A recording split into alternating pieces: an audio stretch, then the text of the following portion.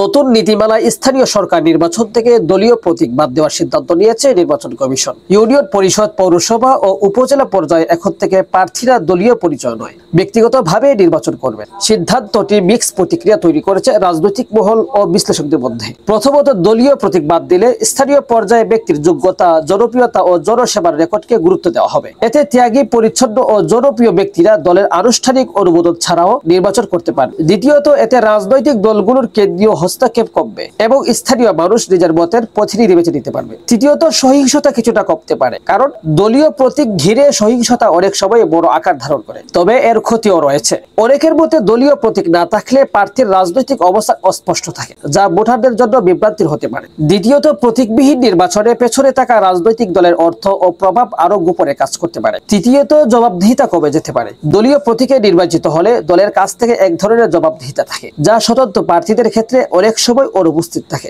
বিরোধী রাজনৈতিক দলগুলোর সিদ্ধান্তটিকে ইতিবাচক বললেও শাসক দলের একাংশ বলছে এতে সংগঠনের ভূমিকা দুর্বল হবে এবং স্থানীয় পর্যায়ে দলীয় রাজনীতি ক্ষতিগ্রস্ত হবে। নির্বাচনী বিশ্লেষক ডক্টর আলী রেজা বলেন, দলীয় প্রতীক বাদ দিলে প্রকৃত জনসেবার সুযোগ বাড়বে, তবে দলীয় জবাবদিহিতা ও নীতি নৈতিকতা বজায় রাখা বড় চ্যালেঞ্জ হয়ে দাঁড়াবে। দলীয় প্রতীক ছাড়া স্থানীয় সরকারের নির্বাচন এক নতুন দিক, যার সফলতা নির্ভর করবে নির্বাচন কমিশনের নিরপেক্ষতা, রাজনৈতিক সদিচ্ছা এবং জনগণের সচেতনতার উপর।